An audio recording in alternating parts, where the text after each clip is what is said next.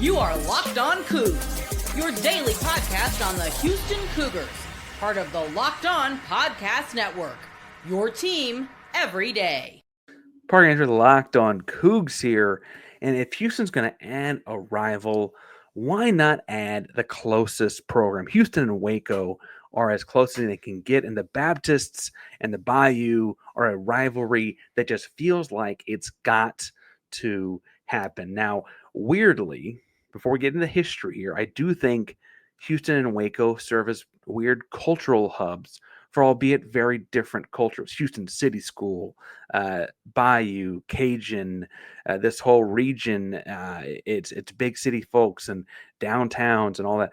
And while Waco is not the small towns that make up a lot of Central Texas, it does feel like a hub for a lot of that Central Texas aesthetic. Call it the Chip and Joanne effect, but it feels like when people think of those small towns, the China Springs of the worlds and whatever, they think of Waco as being like the big one, the representative one. And maybe that's because it is the college town or whatever, but it's also a private Baptist university and a public university. I think that's an interesting discrepancy here between two different cultures. You can go back to the Teef and Yeoman battles, for what it's worth, back in those I think that was the 70s. Yeoman won he was 6-4-1 against Baylor under Teef, and I feel like that's important. It's also worth pointing out that Baylor was Houston's first Southwest Conference game as a member way back in the day, and so that I think is like some nostalgia there. It's been the longest lasting, I guess you could say, as a conference mate in that regard. Ultimately, though, a rivalry with Baylor would come down to, I should say, a rivalry with Baylor would come down to an Ann Richards Bowl. And I don't mean this as a way to disparage politics amongst politicians or anything like that, but Ann Richards is probably, for entirely sports reasons, the most hated politician in University of Houston Cougar history. And that's not to say that has, again, anything to do with anything except for the move to the Big 12. Now, rewind back to the mid-90s. I don't even know if I'm walking and talking. I'd have to talk to my parents, but when I started those kinds of things, you might not have been as a listener to this, right? But the Southwest Conference is falling apart. Arkansas is going to the SEC, and that is kind of a cascading effect across the rest of the conference.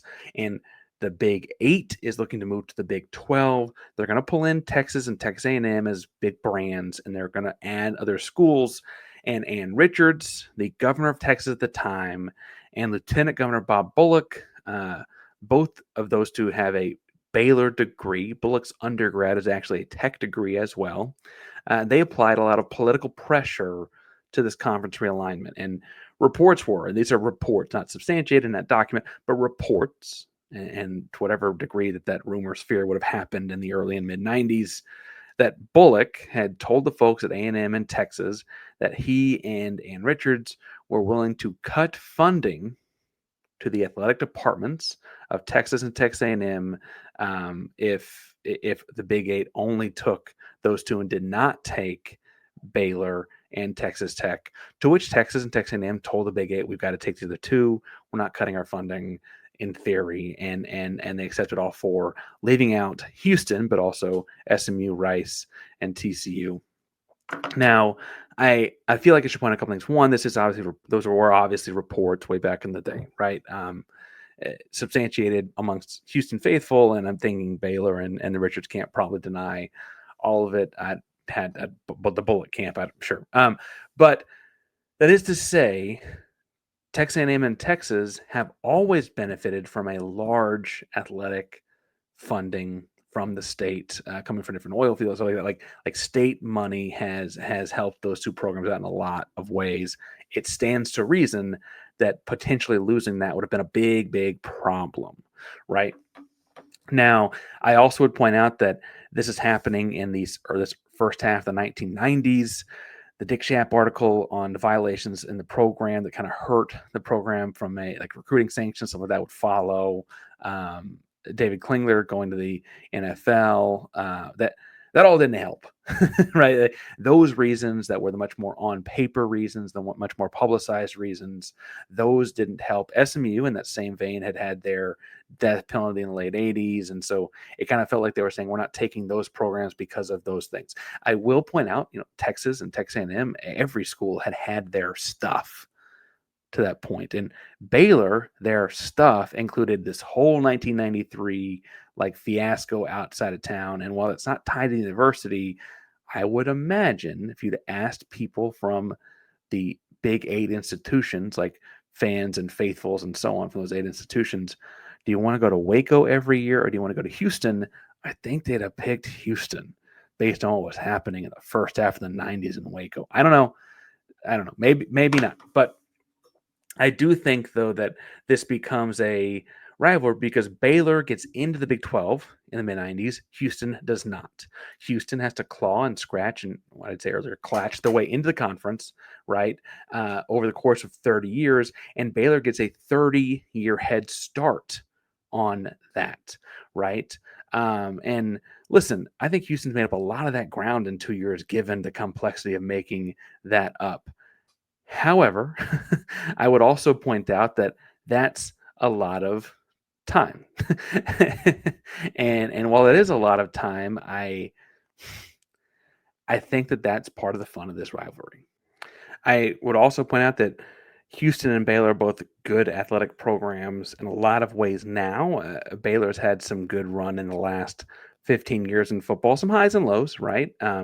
You could talk about certain football coaches leaving Houston to go to Baylor. That certainly happened. It saw their most successful seasons they've had. It also led to the biggest, we'll say, problems they've had at Baylor. You could talk about the path to their lone national championship in a major sport. That was obviously the 2021 national championship in men's basketball. Ended up beating Houston in the Final Four of that season. I would point out that the Final Four game was closer than the national championship game was that year, but that beatdown is kind of the outlier. Houston's actually beaten Baylor 3 times in basketball every time they played since then, and that was only after the fall of the Southwest Conference. That was only the Final Four game was the second time the two programs had played in basketball since the fall of the Southwest Conference. And the first one was a really close game back in 2002. And the first 15 years of Baylor being in the Big 12, pretty much pre-RG3 and Art Briles, Baylor was kind of a laughing stock in that Big 12. Right. And I was like, what are they doing here? Who is this program? What is this school? They had a whole basketball catastrophe in the early 2000s, and it was just bad news bears. And then things turned around, right? They got a Heisman Trophy winner and RG3 and all that. Things changed. I don't mean to say things can't change. It just took them a long time.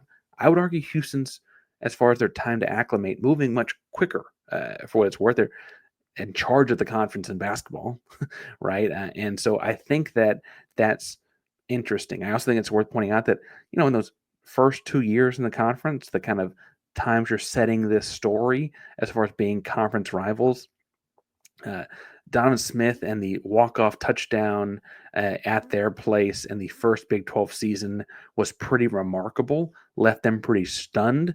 And frankly, the school's decision to not fire Aranda, Baylor's decision not fire Aranda after that, even though Houston would fire Dana Holgorsen, is an interesting one. And they've kind of chosen a different path, like basically setting up everything else around him differently.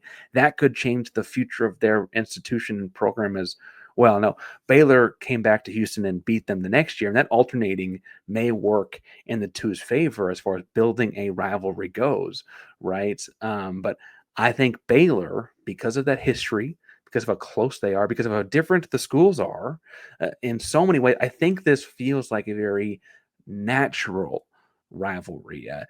I say to say that I think that this is one that would pay dividends in a very quick fashion, right? They're going to be in on a lot of the same recruits because of the geography, and so the rivalry feed into that. They're going to play each other in football more often than not. They're also the kind of football games that people are going to be at the other's stadium for them, right? And I think that that's important as well. I really like Baylor as the best option, but I want to talk about two other Texas-sized options as well before we get too far. So let's jump into that. But first, before we get into that part of today's show,